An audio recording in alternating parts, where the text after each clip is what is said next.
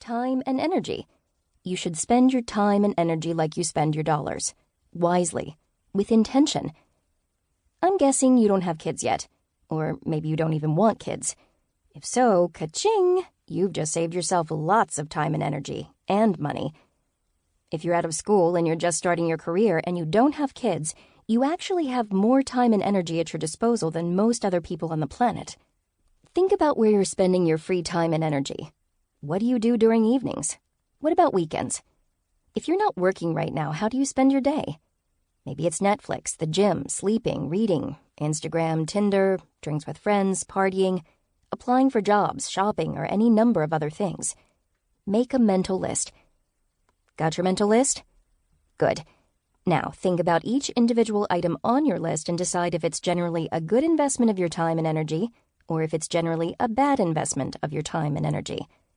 For example, if the amount of time you spend on Netflix and social media has you feeling like an epic loser, those things are probably a poor investment of your time and energy. Which isn't to say you have to go cold turkey. Just ease up on that shit. If you feel good about your time at the gym and reading and applying for jobs, then those things are probably good investments of your time and energy. I will go ahead and admit that I probably spend too much time on social media. Instagram, specifically.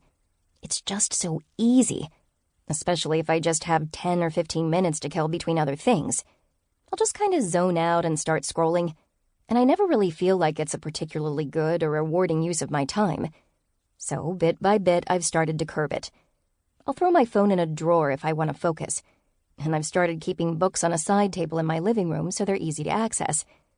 That way I can dip into them just as quickly as I can dip into my phone.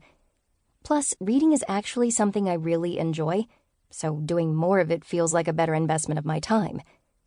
It should go without saying, but I'll say it anyway, that you should spend less time and energy on things that feel like poor investments, and more time and energy on things that feel like good investments, especially if you're feeling lost or frustrated about your career situation.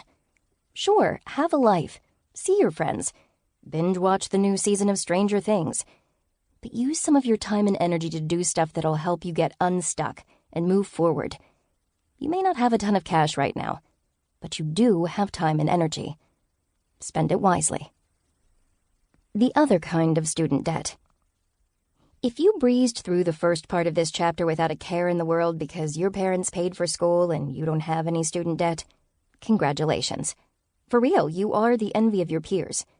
Financial debt is a heavy burden to carry. Of course, so is the other kind of debt. The other kind of student debt is not repaid in dollars, but rather in gratitude and obligation. Maybe your mom found a way to put you through school on her single mother salary, and you're so grateful that you find yourself following her advice, even when it's not quite right for you.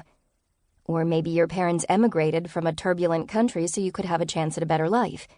You're the first person in your whole family to go to college, and now the burden of that privilege weighs heavily on your career decisions. Or maybe your parents paid for private school and an Ivy League degree and scored you a prestigious internship, and now you feel obligated to do what they want you to do for your career instead of what you want. That's the other kind of debt, a debt of gratitude and obligation. These kinds of debts can feel just as heavy as financial debts, sometimes even heavier. Because honestly, how can you ever repay someone for working 3 jobs just so you could go to school? Or for putting down an insane chunk of cash so you could get the best damn education money can buy? Or for leaving a poverty-stricken or war-torn country just so you could have a better life? Not possible. These kinds of debts are self-imposed. The terms of repayment aren't set out in black and white like with financial debt. You're not forced to feel gratitude. You're not forced to feel obligation, you just do. And what's tricky is you're never really sure when, if ever, the debt is repaid. 9 times out of 10, the people who have done things to help you, it's almost always your parents, don't want you living a life of obligation indebted to them. They usually just want you to be safe and happy, and they may or may not think that involves following their biased advice. Remember, only you are the expert on you. And grateful or not, this life is yours to live. But what if I live in my mom's basement?